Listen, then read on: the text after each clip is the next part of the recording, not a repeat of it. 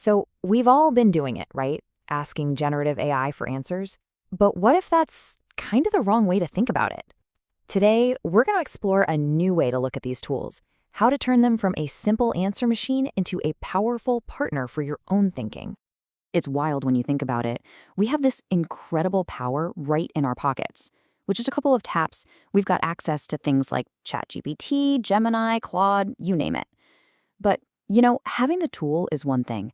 Using it well, using it ethically, and using it in a way that actually makes us smarter, well, that's the real trick, isn't it? And that really gets us to the heart of the matter for this whole explainer. How do you tap into this amazing technology without it drowning out your own voice, your own thoughts? It's a huge challenge, and it means we need a totally new playbook.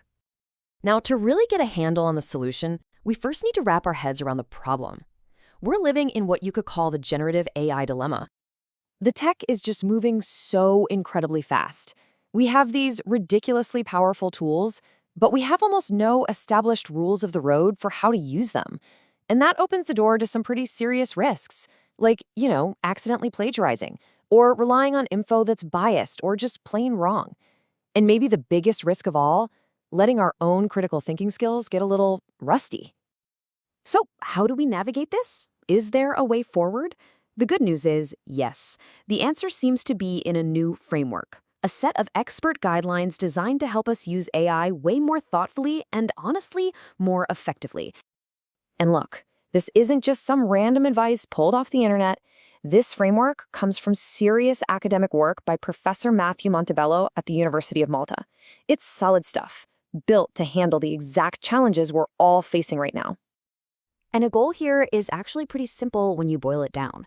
How do we get the absolute most out of these AI tools, while at the same time protecting our own intellectual integrity and making our own brains sharper? It's all about finding that perfect balance. All right, so the very first part of this framework, it's a huge shift in strategy. It means we have to stop thinking of AI as just an answer machine and start treating it like an idea generator. So the first practical guideline is super simple but really powerful. Prompt a handful of different AI engines, not just your one favorite. You really don't want to put all your eggs in one digital basket. And you can see exactly why right here. This slide shows the exact same prompt given to two different AI models. Just look at the difference. Perplexity over on the left gives this really structured, almost list-based output. But ChatGPT on the right, it's much more of a story, a narrative. The tone, the focus, it's completely different. And that's exactly why using more than one is such a game changer. So why bother doing this? Well, first off, it makes your research way more comprehensive. Second, it really helps to water down the built-in bias that any single engine is going to have. And third, and this is a big one, it psychologically makes it harder to just copy and paste. When you have multiple different takes, you're forced to think and synthesize, not just copy. And all of that leads us right into the second and maybe most important guideline. This is a fundamental shift in your mindset. You've got to start seeking ideas, not just plain old answers. Think about it this way. You want to use AI to kickstart your own brain, to build a scaffold for your learning. Use it to spark totally new insights, to help you sharpen your focus, or to refine the arguments you already have. So, for example, don't just ask, what are the main themes of Moby Dick? That's asking for an answer. Instead, try something like generate 5 unconventional interpretations of Captain Ahab's obsession. See the difference? That gives you ideas to play with. The goal is always to use AI to boost you, not replace you. Okay, once you've got that mindset shift down, you can take it to a whole other level. You can start to turn AI into your own personal intellectual sparring partner. So, what on earth does that mean? Well, think of a sparring partner in boxing. You use them to get better, right? It's the same idea here. You use the AI to actively challenge you, to critique your ideas, and ultimately to make your own arguments stronger. Instead of asking for easy answers, you're asking for a fight, a good, constructive one. So how do you actually do it? It's a pretty straightforward process. First, just state your claim or your hypothesis to the AI. Lay it all out. Then, and this is the key, ask it for a bold, honest critique. Tell it to challenge your core assumptions, to find your blind spots.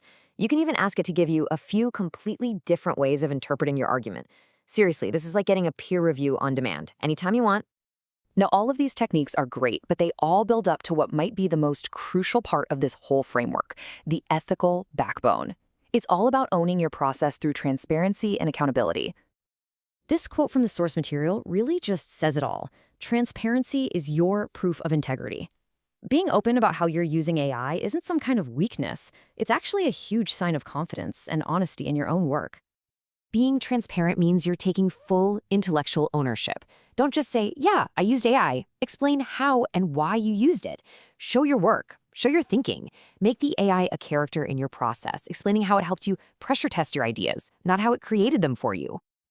And that brings us to the final guideline, which really just ties this whole thing together. Be accountable.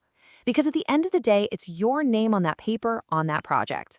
You have to stand by it, every single part of it. You're the one responsible for the fact-checking, the final argument, and the overall quality. Ultimately, it comes down to this. You have to be the mind behind the machine. The AI is an incredible tool, no doubt, but you are the thinker. You're the creator. You are the author. And that right there is the core philosophy of this entire framework. And that leaves us with one last big question to chew on. As these artificial intelligence tools get smarter and smarter almost by the day, what does that mean for us? What's our responsibility to use them to think even deeper, to be even more creative? It's definitely something worth thinking about. Thanks so much for joining us.